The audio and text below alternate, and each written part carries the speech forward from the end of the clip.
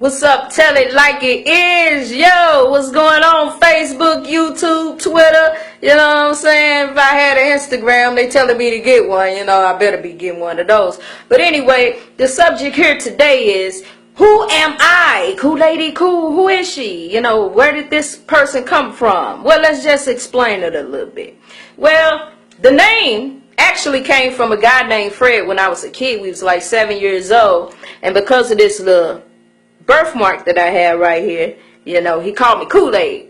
He said it looked like somebody dropped some Kool-Aid on your head. So your name Kool-Aid. And ever since then, I've been calling myself Kool-Aid. I began to give that my rap name, you know what I'm saying? Because I'm a cool, laid-back type of person. And that's really what it stands for. The Kool-Aid is not about the drink that y'all mix together with the sugar and water. You know what I mean? But it's way more flavor than that. I'm cool and I'm laid back, you know what I'm saying?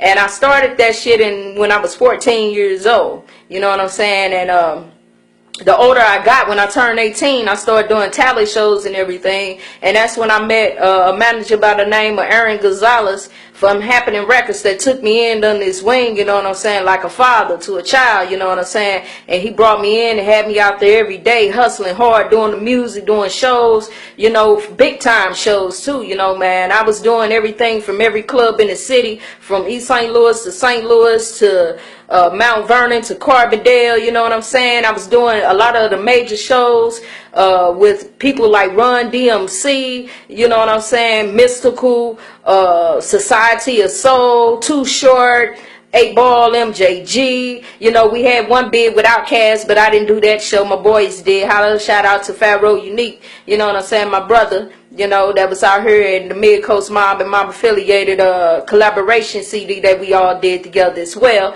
you know what I'm saying. And that's how Kool-Aid evolved, you know what I'm saying. And I personally, on my behalf, you know, I knew I could rap, you know, I thought I was cool, but I never thought that I was good enough to get to the level that I had got to. You know, it had got to a point to where you know, I had record labels coming in. I had people like Warner Brothers, Universal, you know what I'm saying, coming down here to see me. And what's really so crazy, you know, I was a big fan of TLC, and Left Eye was like my right hand. I love me some Left Eye. Lisa Lopez, let her rest in peace. That's my girl. I love her so much.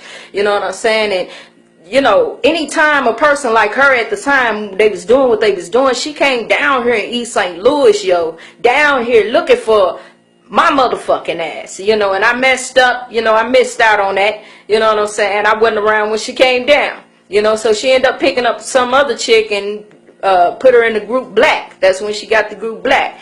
But Kool-Aid evolved all around that. You know, I had my own little shows I was doing. I was doing a lot of work with the teens and the kids here in the city, East St. Louis Civic Center, Channel 13. I was there frequently every week doing the show, you know what I'm saying. It was so much respect there. I love the kids. I love working with them. I love working with that show. You know what I'm saying? I really do miss that a whole lot. I did a lot of school shows. You know, I rocked Normandy over there in South County.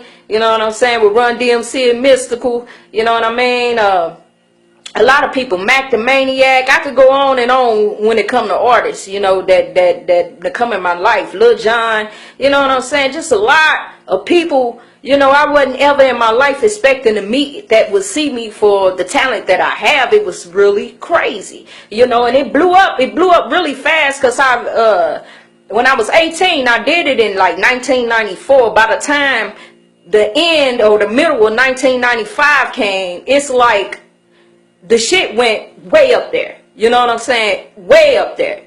And I was so shocked that these people were coming at me, you know, and was wanting me to do things and to do shows and to do labels. And I was so young and misunderstood, didn't really have a knowledge of everything. I just knew I liked doing music and wanted to do it. And I ended up with a deal, you know what I'm saying? And I was like 18, 19 years old when I get this deal. And the deal, you know, came out of New Jersey. The deal was a $250,000. It was 250 grand. And me being the dumbass that I was then, I was so young, you know, I didn't take the deal because I was working around with a lot of family. You know, I didn't want to leave my family behind. I felt like if I couldn't take them with me, you know, I didn't want to go. you know, which was sad, but that was the heart of an 18-year-old then. You know, me being a grown-up now, I'll leave in a fucking heartbeat a label come to me. You know, let's just get that straight. You know, but being there then, I just felt like I wasn't ready to go outside of what I knew and what I was so used to. I was kind of afraid back then. I was afraid to go to Jersey. But now, you know, I sit back sometimes, I regret it. You know, you when you give an opportunity, you should take it. You know, I should have took it, but I really didn't, you know, and I was offered one from Warner Brothers. I don't know, I had a manager at the time. I don't know what really happened with that situation. I kind of lost touch with the A&R of Warner Brothers. But to make a long story short, that's where Kool-Aid came from, and that's who I was from 1994 up to maybe 2001. And 2001 is the last time I did a TV show. And after that, I became Kool-Aid because, you know, I got older and I was like, dang, I can't call myself Kool-Aid no more. You know, that's a little kiddie-ish. So I came up with Kool-Aid.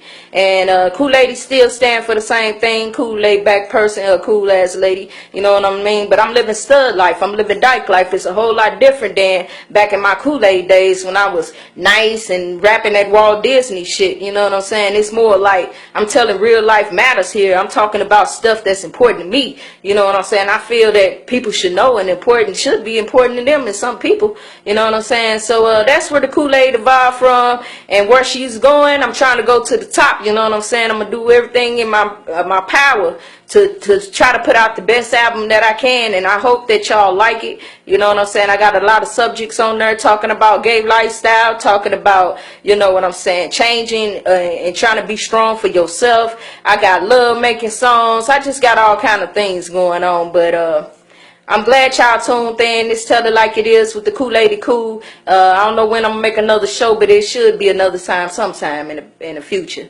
But I'm glad y'all listening to it. You getting it from the horse mouth. You know what I'm saying? It's fact, not fiction. It's real as it could get. It's realish, baby. So, you know what I mean?